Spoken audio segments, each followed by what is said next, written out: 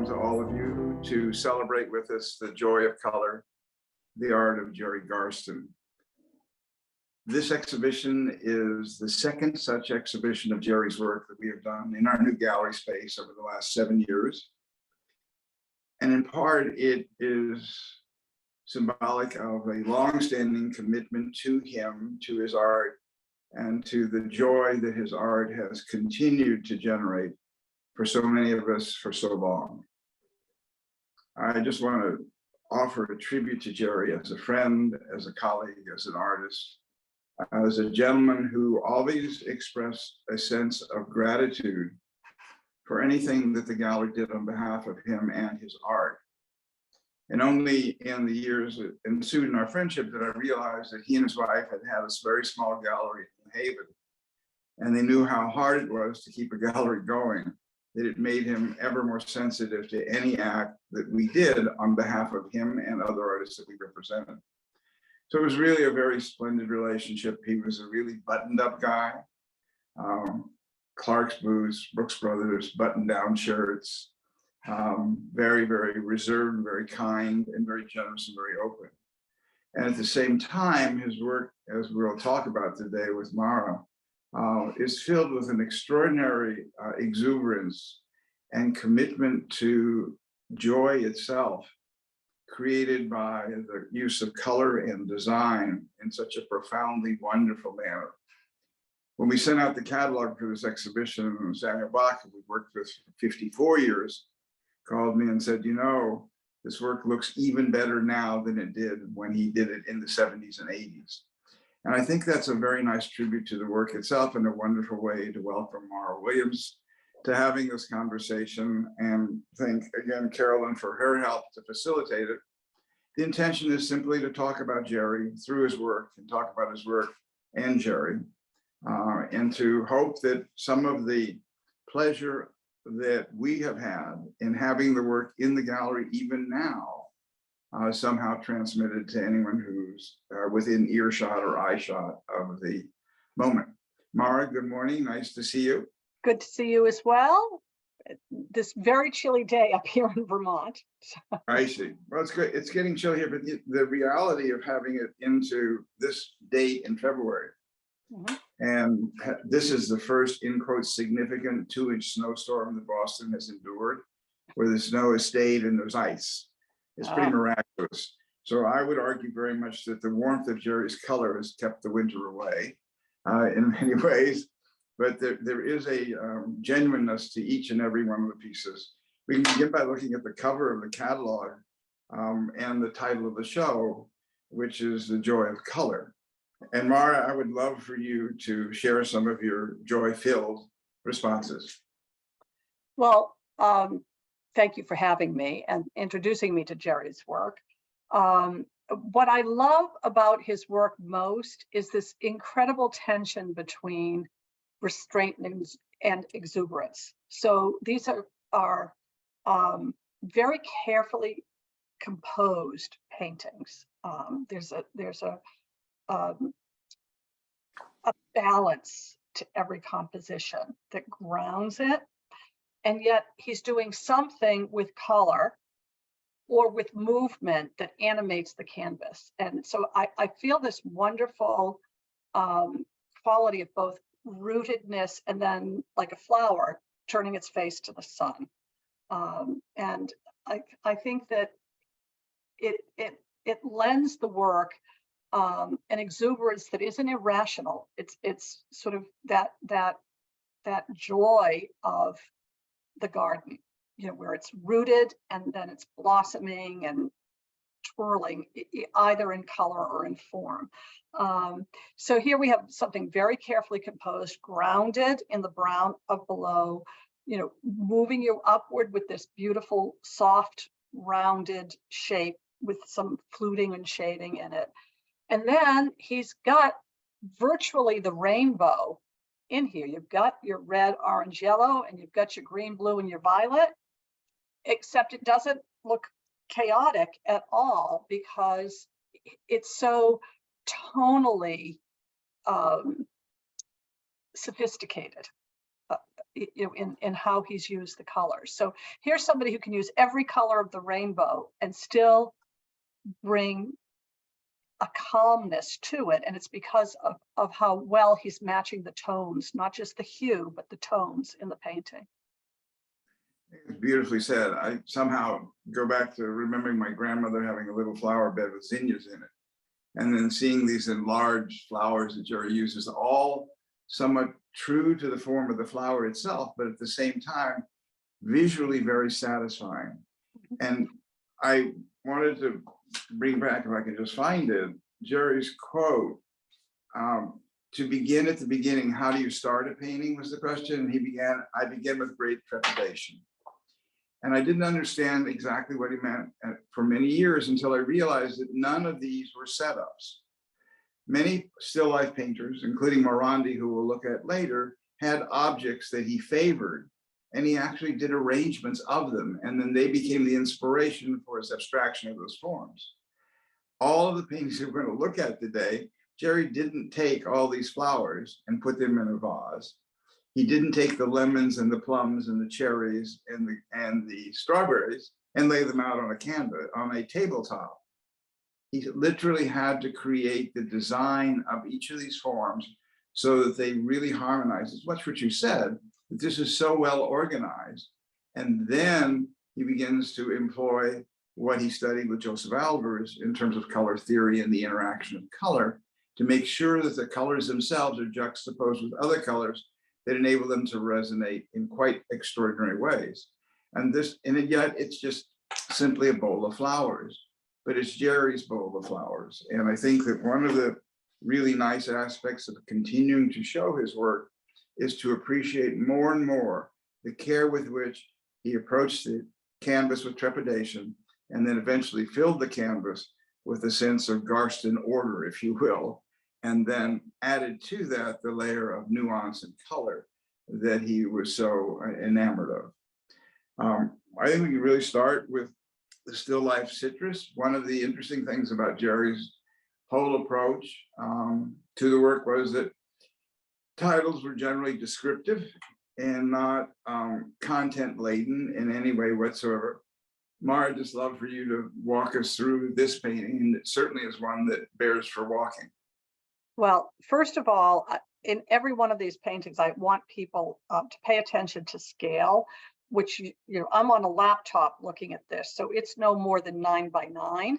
But it is a 36 by 40 inch canvas. That's that's larger than easel size. That's a substantial painting. So you have to sort of scale it up in your mind during this webinar, which is why I encourage everybody to go look at paintings in person, because you'll learn a lot more about how your body feels in front of the canvas. It will. And Bernie's one of the few people who hangs at the right height in his gallery, so that you have a full body experience with this painting, and you also get to see the nuance of touch of the brush stroke itself, which you can't really tell here, because they read as very flat paintings, and they are, but there's a delicacy to the touch that also informs how you feel the painting, how you perceive the painting. But this is a fairly neutral background. When you first start looking at it, it's gray with a little blue at the bottom, and it's yellow and orange. Except as you start really looking at it, I draw your attention to the shadows. Orange and blue are across each other on the color spectrum, so they tend to enhance each other. And so the orange looks more orange because of the blue, the gray that has been turned to blue, rendered as with a blue undertone. So it's seeing more than just the first color. It's letting your eye sink into the painting.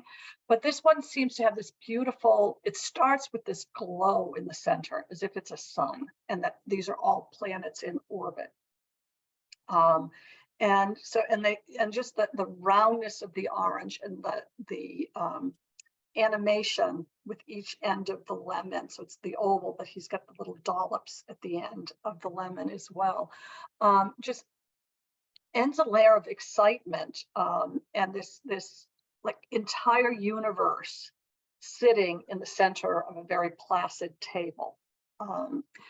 And, you know, you might notice by what I decided to wear today in my room, gray against yellows and oranges is the most satisfying color composition I know.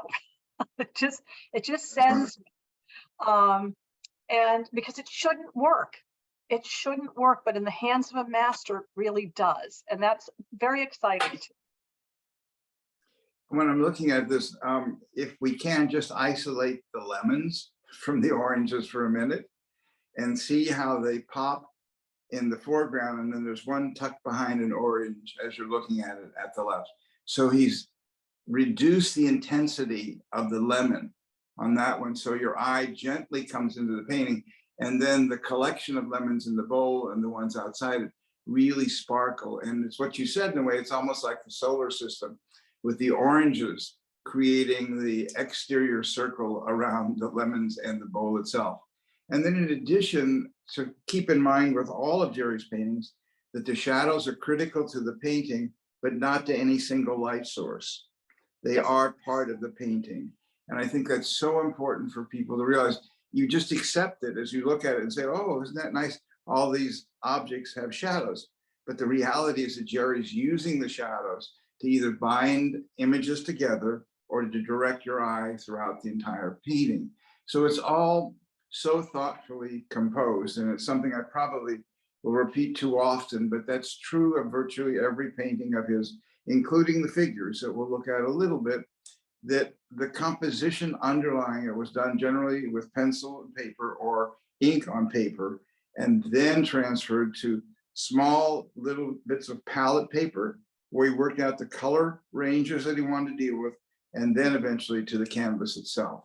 So there were many steps along the way that enabled each of these paintings to seem like, if you move the orange on the far right a little distance to the right, it would break up the entire composition itself. And that's what I think makes a really wonderful work of art and a very satisfying experience, just simply to look at it and say, wow. And I'm looking at it on an iPad, which is a smaller image than a regular computer might have. And at the same time, there is this kind of sense of calm and ease and order, and yet it sparkles. So how he did that part of it is what you talked about in terms of the juxtaposition of the colors, but I also think it's very much the design, and frequently he will use the end of the lemon to create a sense of visual direction for you. And it's really just kind of marvelous to be exposed to these one-on-one. Well, I'll tell you, yeah, that with this one, the longer I'm sitting here staring at it, the more blue the canvas becomes. What first read as a flat out two to three tones of gray is reading completely blue now, because the saturation of the orange yellow in my eyes is deepening those shadows and deepening my understanding of the underpainting of the blue. The blue's getting bluer the longer I look at this piece. Which is one of the nicest things I think that Jerry was interested in. There's a quote of Thomas's that I marked earlier, which is, art is something seen about something unseen. And I think what the emphasis here is to continue seeing, to continue looking at these paintings, because then the interaction of color that Albers taught certainly is integrated into Jerry's paintings, but not in an academic abstract way or a way of squares and rectangles, but rather in objects that he really felt an affection for. And so there's both the objects themselves, whether it's lemons, oranges, or plums, but at the same time, they are the extension of that color theory. Let's look at the next one. Okay, so I love these two paintings together, because this one, like the first flowers on the cover, is a symphony of the rainbow, and yet its tonal range are so tightly calibrated to take the blue, red, purples and deepen them, and then the yellow coming, sailing up, so that the what I would call the principal players on this still life spewed up a table, which is again that Cezanne-ish flatness of the picture plane going up. that the principal players are the yellows. They're the divas of the painting. And they, again, that triangular form that brings your eye around the canvas and interrupts the harmony. So it's, if you think of it as a music, you've got this long harmonious line of plums into the blues into the plums that go into the reds, and then all of a sudden the top note, the line above the oranges bring you into the yellows, which are the sort of chattering sopranos of the whole painting. I love the notion that also what I was saying before about using the design of the lemon to direct your eye, the one on the left, the one on the right, and then the one at the top. The one at the top is horizontal, so it literally flattens the space for you. But the other two are pointing directly at it, the points of them. And then the way that he uses the apples as a diagonal to add a kind of stability to the framework, if that's the right phrase, to what he has created here. So the idea of randomness in Jerry's work is probably not fair. And then look at the unification of the shadow all the way across. And when you come to the very end, the cherry and the lemon have no extended shadow beyond them. The apple only has it on the left-hand side coming from the cherry. So that there's a unity in this piece. He calls it, I think, gathering.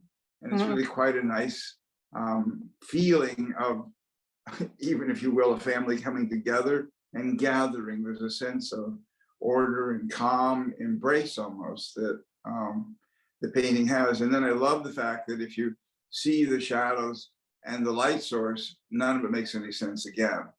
The shadows really are used as a means of joining the individual pieces one to the other and creating an absolutely beautiful rhythm to it. Mark, could you think about or talk about his placement of Erzat's table against the small border of background and how you feel about that? Well, I've been looking at the background while you were talking about the apples, and Right. the whole painting grows out of the blues. So the blues feed into the shadow, which is animates the ruffled edge that Ernie was talking about, that seeps into the plums, that goes up into the cherries, that start to brighten into the apple, like then fully the orange, and then so it comes out. But this stabilizing band on the bottom, so you can read it as horizon, and you can read it as a sky with the, but mostly your head goes to, oh, what's the edge of a table and the tabletop? It's just been taken from here and moved to here. So, but it's a full painting ground. I mean, when you, it doesn't really matter that we hit these recognizable fruits on an unrecognizable table, or whether it's a field of blue.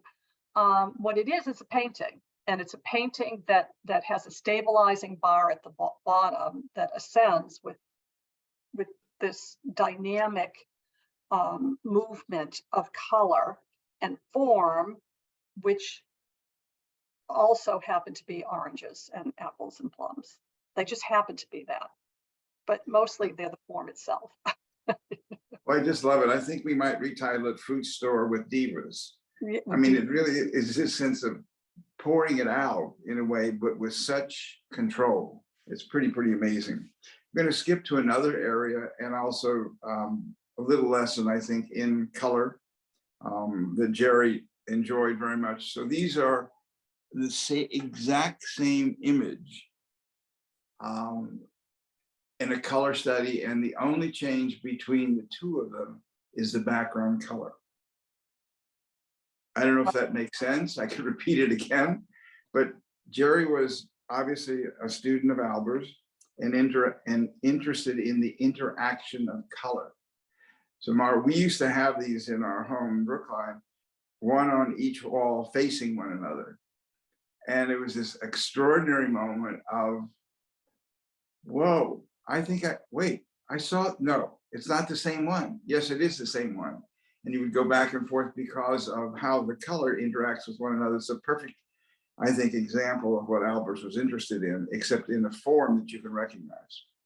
What is very interesting to me, and it's all Albers, just no one color. Like I remember once as a kid, I said, I don't like orange, which ended up being, I don't like orange. And my father says, how can you not like orange?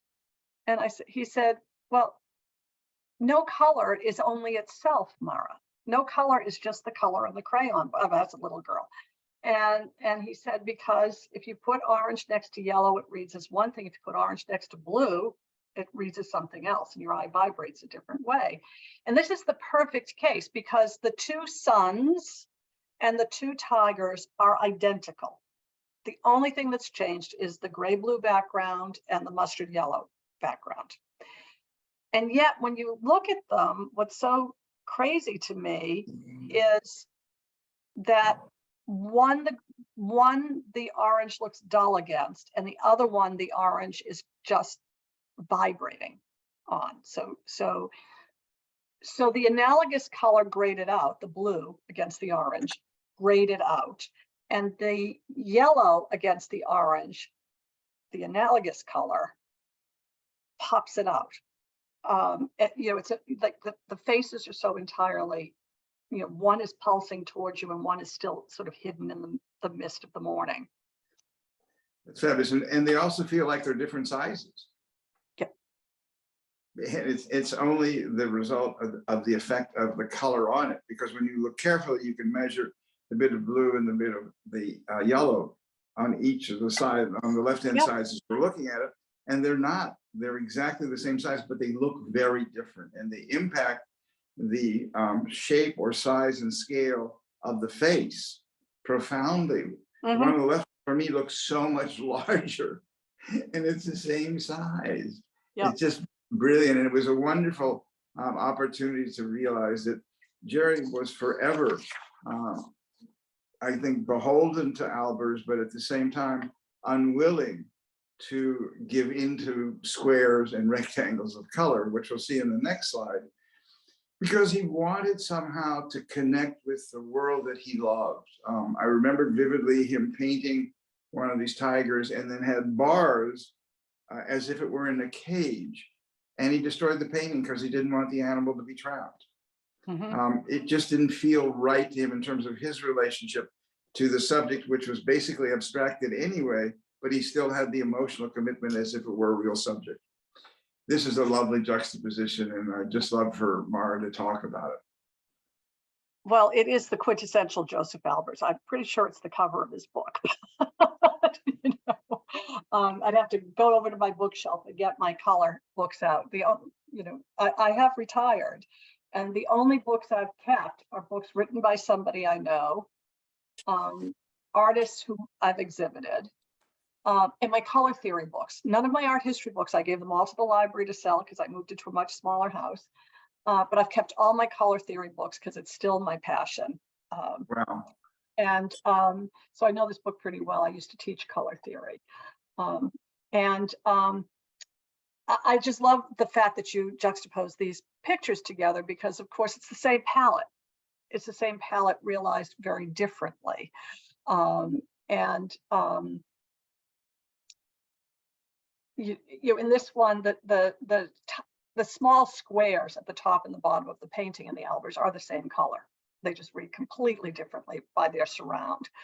And so if we move our eye across to Jerry's painting, it again has that same dynamic where it's there's an equipoise, the same way all of the squares just have this rigorous grounding, balanced thing going on. And so in this one, we feel the tabletop sort of much more securely against a patterned background. So it doesn't ride up the way the fruit rode just across the picture plane. But it is that same careful composition. And in this one, there are no perceivable shadows to bring you around the table. It's actually the edge of the fruits that bring you across the table, and the ewer, the ear on the ewer coming up and the lip on the ewer coming down and falling into this cascade of grapes that brings you around the picture plane. But there's also something, it's almost like the bodice of a woman's Victorian dress or something, the way that the whole waistline with that one, the lemon coming down that would define, you know, the bottom of the bodice, and then the shoulder of the ewer defining the top of it. There's something sort of as elegant as a well-dressed hostess asking people in for a supper party, you know, honored guests coming to a supper party. There's something very formal and very gracious about this entire composition. It's interesting when you talk about the ewer and the way that the curves come down alongside of it. It is like a beautiful skirt that that no one would wear today. No, it's very Victorian in a certain way, but right. But the other nice juxtaposition of the patterns, and patterns were very important to Gerald. When you stand in front of the painting and you realize this is 36 by 40 inches, those are fairly substantial designs or patterns in the background of the piece. And then to paint them meticulously, but not let you feel that it is belabored, that they belong there. And those circles then create a beautiful rhythm at the background of the piece that allows all the profusion of the fruits, the strawberries and the grapes, to dance across the canvas. And yet they have this, I think, as you indicated before, the sense of dignity. Everything's in space. And then think about the decision to cut the lemon in half and have the segments of the lemon break up, if you will, the solidity of all the other forms. And yet they seem to be right. And mirror the pattern of the wallpaper. Yep, exactly. Yeah. So that this attention to even the design of the picture, so that I'm not sure if we were to photograph a picture, would we have both the interior back shadow of it at the same time we're seeing the lip of it in the foreground. But it's important that that color be introduced exactly at that moment for the painting to somehow come together. And the grapes just feel so wonderful. And the other point that I would emphasize, what you just did, is that there are no shadows in this one. Where shadows are a device that he frequently goes back to, doesn't need it here. And you have the purity of the tabletop for all these objects to sort of literally come to rest, but at the same time remain energized because your eye moves from strawberry to strawberry, if you will. And then the movement of the grapes on the right of the picture, the same thing. Tucked behind those grapes is this wonderful orange. So again, you get those juxtapositions of color that appear easily on the left-hand side of the piece in the Albers. It's really, really quite thoughtfully done, and it's hard to emphasize enough that these paintings bear a lot of looking. Even though they seem to be very simple in and of themselves, they're definitely not. Next image. Oh, to be able to put white in the middle of a painting and have it work. Right. That's lovely. This is just exquisite. It is perfection to me. It is all of that equipoise that we talked about earlier, yet animated, but not so animated that it overshadows with that green that's mottled in the background. It's so delicate, and yet it's so complete. It doesn't feel like it's a ghost of eggs. It feels like eggs, and yet it feels as mysterious as a ghost of eggs. I think I think this is a very daring painting. It's slightly smaller than the others. Right. But look at the eggs bowl are itself. But I think this is a perfect painting, quite frankly. So, I mean, I love the left-hand side of the bowl that essentially disappears into the background. Mm-hmm. And even when you're standing in front of the painting, it still has the right-hand side, however, is emphasized by the way the shadow both extends, but it also is on the side of the dish itself. So none of this would happen if we lit this still life image, but it happens because there is a master painter who's enabling it to come to life in this way. And I just think, and again, the division of the space between the table and the background had to have been carefully thought out in order to create a horizon line so that the bowl with the eggs felt like it was sitting on a surface. The brushstrokes are very elegant. They're very, very subtle. Jerry wasn't a swirler dancer with brushstrokes and texture, but rather they needed to feel in cahoots essentially with the subject itself. And eggs are a kind of purity anyway, the way that he has done. Even the shape of the bowl and the way that it resonates is just incredibly elegant. I do want to say that a number of these paintings have after its GP number at the bottom, have an AS. I would say that 8 or 10 of the still lifes in this come from a single collection of someone who's passed away, and the family has had us sell them on their behalf. She had extraordinary taste and very, very carefully chose one work after another and built this lovely collection of Garston still life paintings. And now we're seeing, as we're going through, every one of them sings a different tune. And it's because Jerry, as I began with that first quote, approached each canvas with trepidation. It was a blank canvas. And he was then going to choreograph on it another insight into the world that was his. Moving into a very different world, which was very much his. It's Jerry at his fun best. It's important to know that he went to Johns Hopkins and then became a semi-pro baseball player. And so baseball was a very, very important part of his early life. And there was an exhibit called Diamonds Are Forever, which was a baseball themed show that traveled the United States. And the cover piece was a Garston baseball player.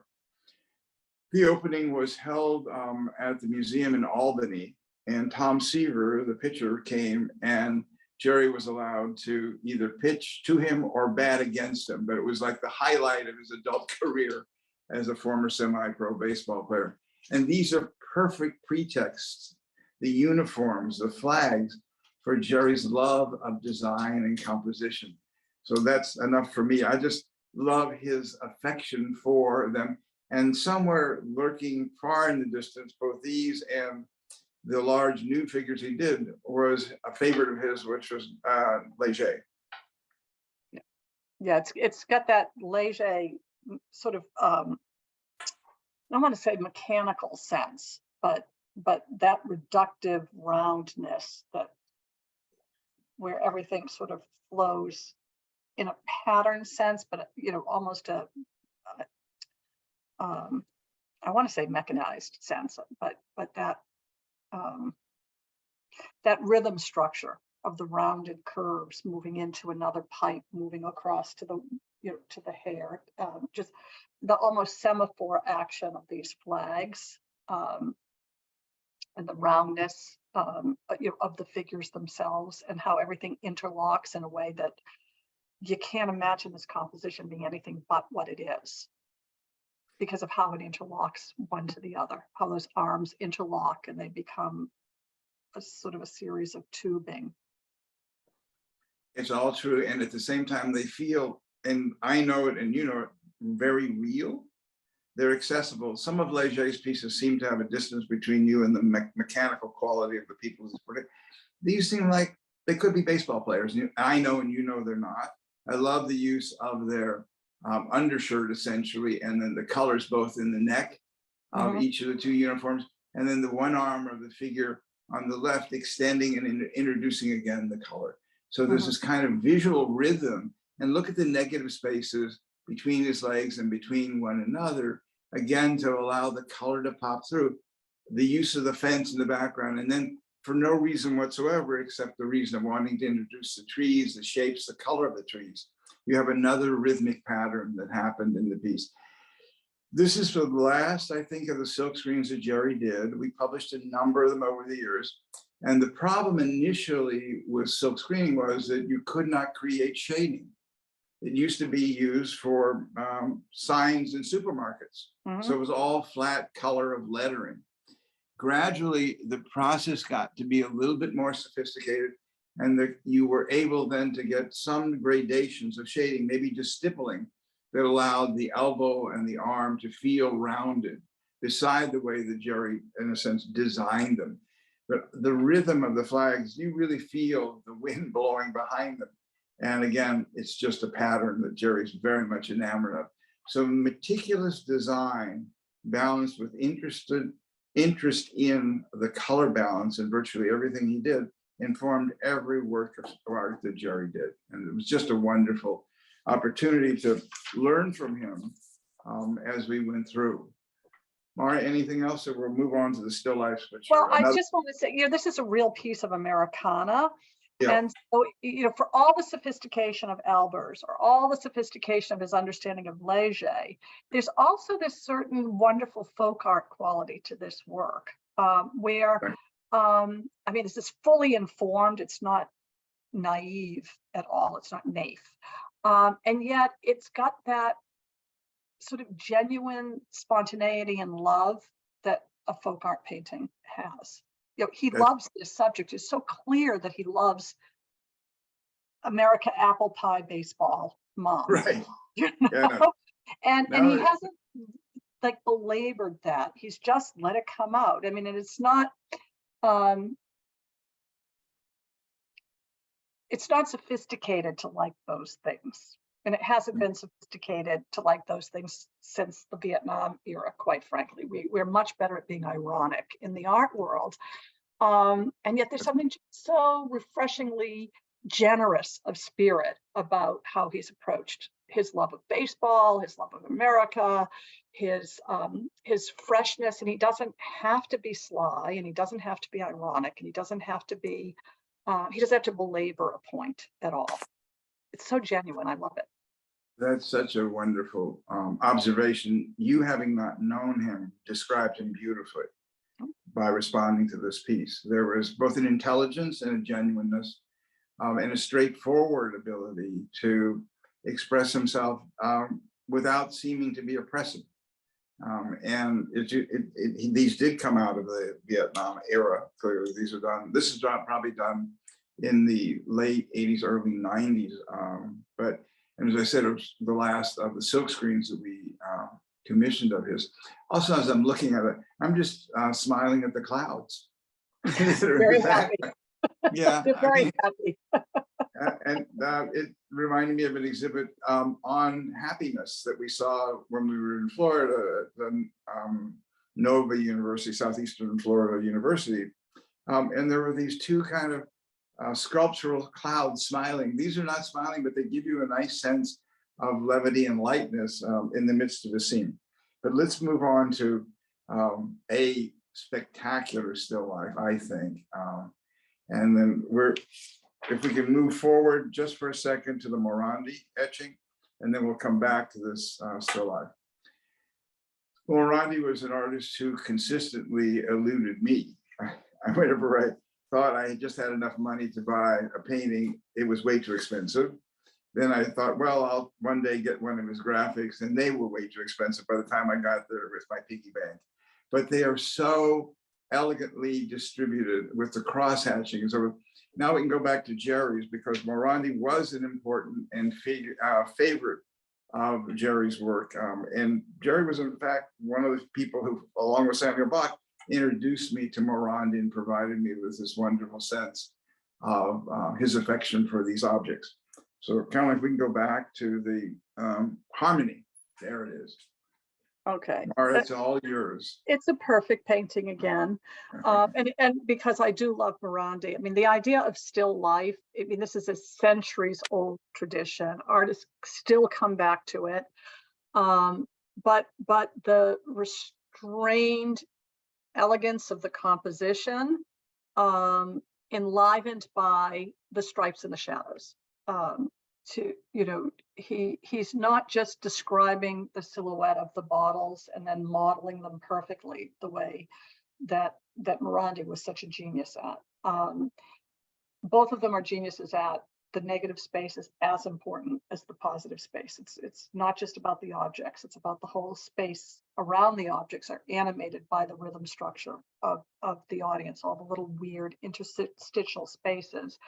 But again, if you pay attention first and foremost to the shadows on the right of this painting, you then begin to see how he knits you in space and then back across the space again.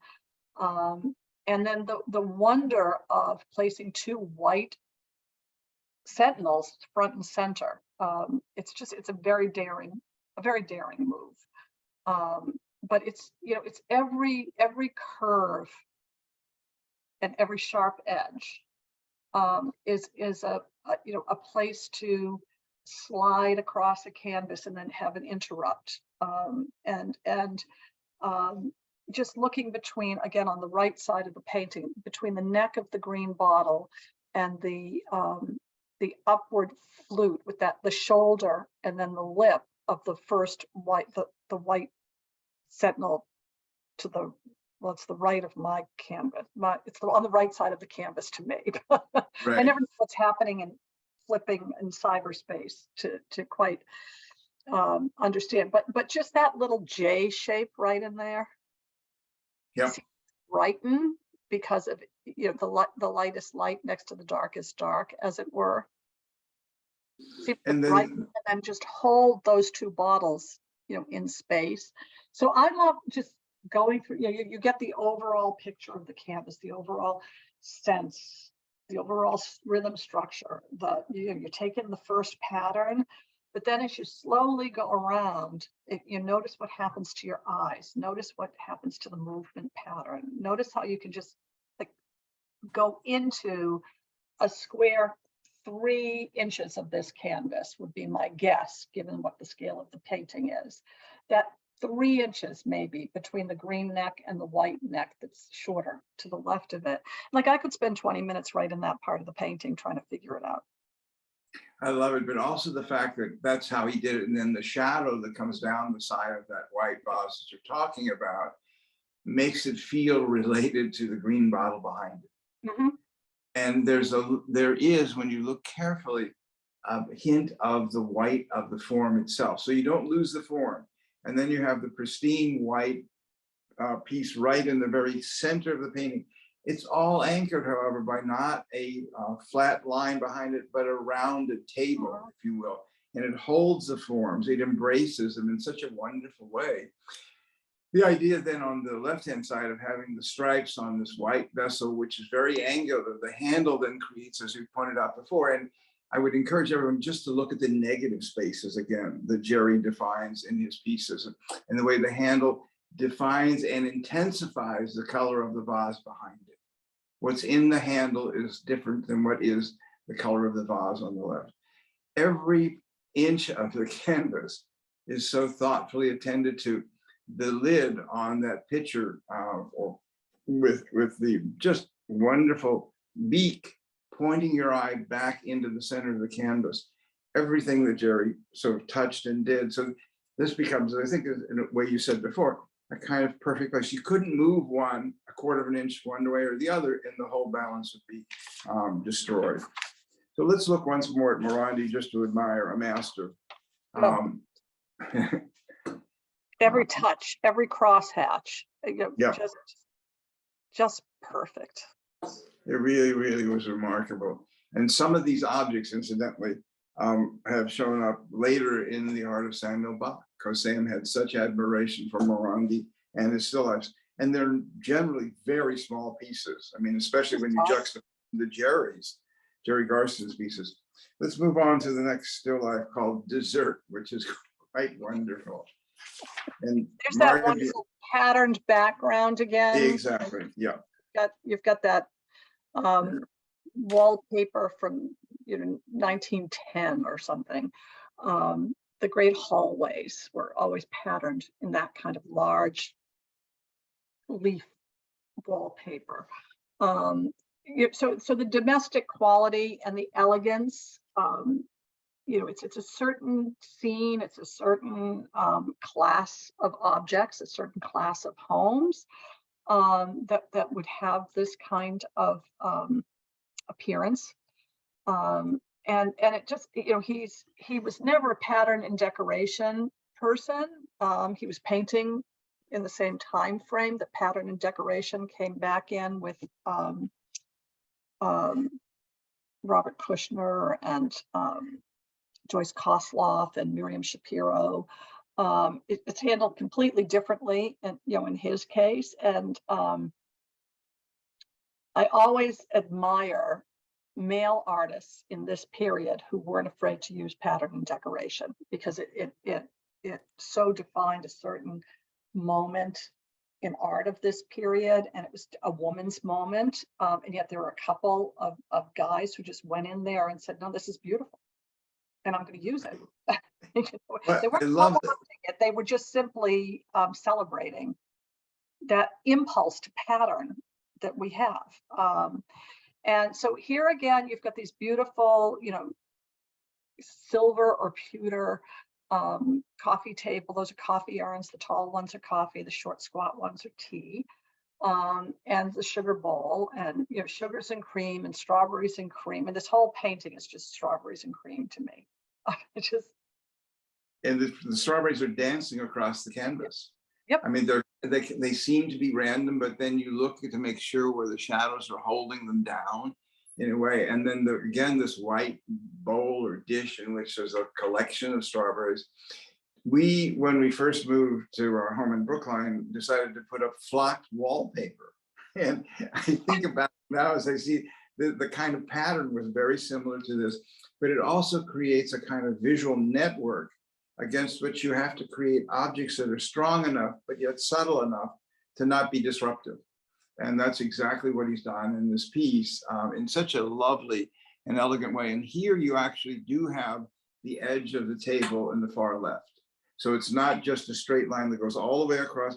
Decisions that make it consistently into a wonderful work of art, rather than portraying a still life that you set up in front of you. There was just, and I loved each time we would go down, we didn't see a work between shows of Jerry's. He would create the whole body of work, and then we drive down to New Haven or when he moved to Leidmas, and then bring the work into the gallery for the first time, and either not frame them at all or put just simply a floating frame, not to in any way intrude into the space that really is so right with each and every piece. One more comment on this, Mara, we can move on to his lithograph. Well, I just want to point out that this one is, again, one of his restrained color compositions versus his using every color of the rainbow but holding it together. That the strawberries are the top note, they dance, and then they anchor the center of the painting, and then you move up to this soft rose madder color, which is of course again a red, and all the grays and creams together. So again, it is a strawberries and cream painting, very reduced color, but that's because he has upped the ante with the patterned background and all the curvilinear lines of the silver pitcher and sugar bowl. So he's reduced one thing so that he can bring something else up to the fore. Fantastic. Let's look at this. This is a lithograph of a nude that he did. And again, the simplicity of it, but the introduction of the pattern in the background, the pose that she's in, the stripe of a sofa behind it, just very, very restrained, elegant, the nipples and the eyes. The way that he formed these, I think, had less to do with an erotic version of a nude figure than it did with sort of circles and curvy linear spaces. Well, nude paintings are not necessarily erotic. They're just studies in the body. Right. Right. And this is nude pensive. So this is also a study of emotion and states of being. And this state of being is both contemplative and tender. I don't know who this model is to him, or whether it is just a figure, just a drawing of a woman from his head. But there's a tenderness there's a tenderness of touch. I mean, it's very deft, it's barely there. It's, it's not overworked at all, yet it's worked enough to anchor this woman in a place.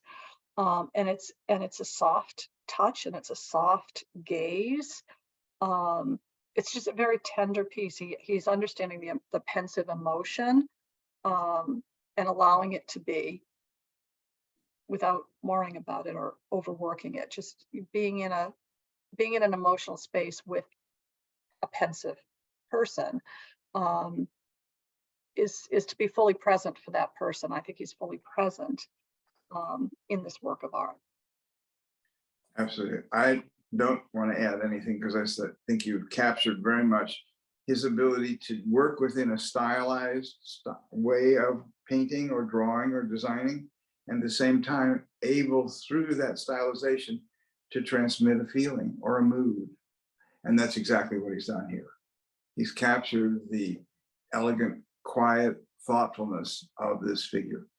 It's also very neoclassical. It's just lovely. Which he loves. And the next one, we're getting good. We're going to get one of my all-time favorite pieces called, I think, On Parade. Yeah.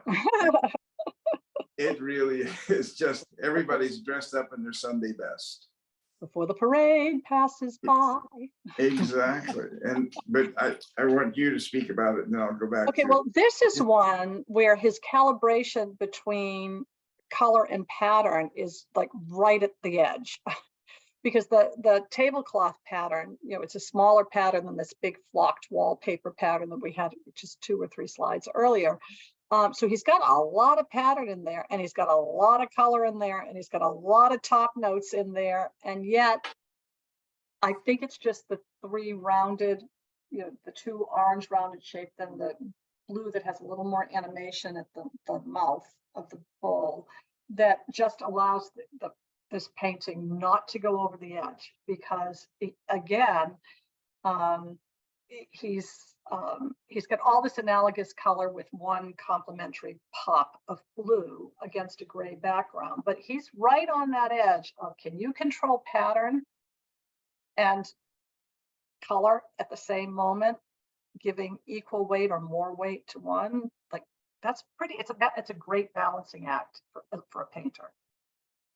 And the design of it by using starting at the left-hand side, the lemon, the orange shadow touching the lemon, again, the orange, the lemon, all the way down to the apple. That diagonal that kind of zigzags across the painting, but it also stabilizes and allows him a lot of freedom to have a greater mass at the upper right-hand side with the blue vase, and then more open space in the lower left.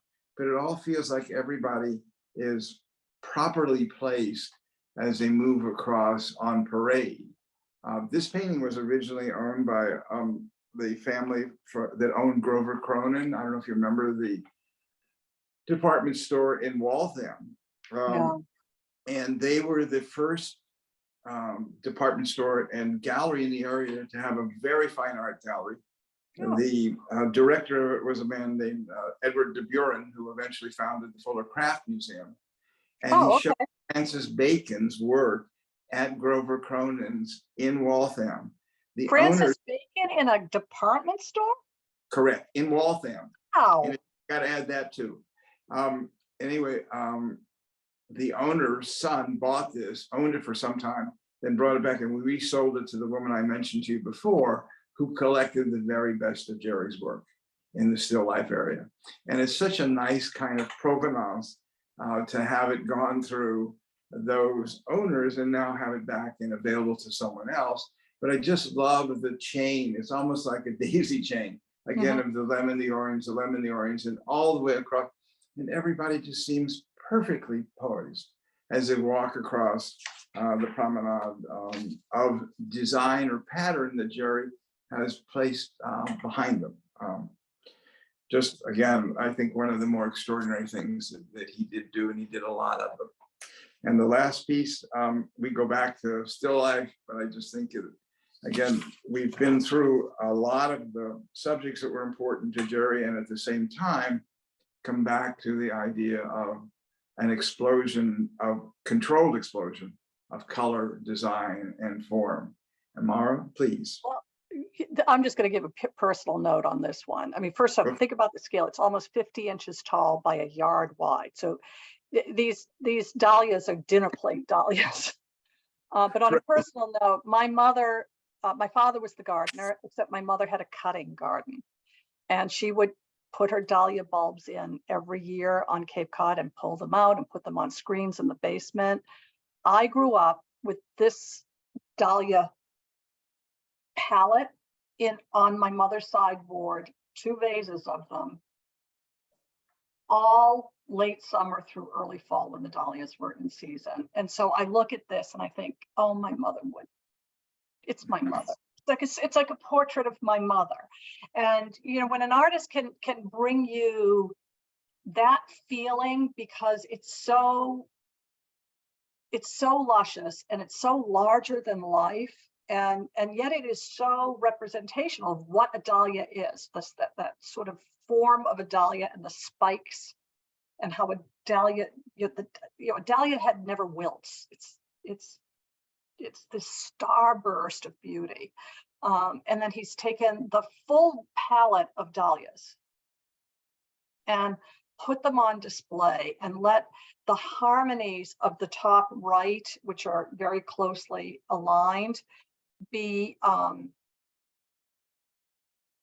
supported by the joy of the white on the other side of the palette. And that he never lets the white overwhelm what is the sort of intensity, velvetyness of this tonal range of the orange yellow into purple.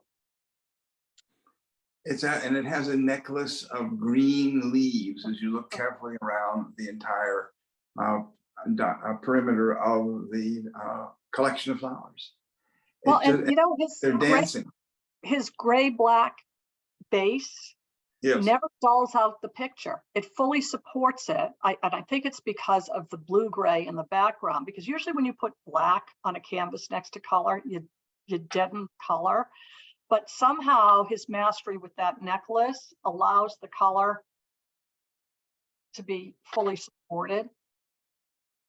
Interesting. I just think, again, and the intersection of the part of the circle of the table and then the shape of the vase itself creates a visual sense of harmony just there alone. And then it comes up into the vase form, and then this explosion, if you will, or control of the dahlias above.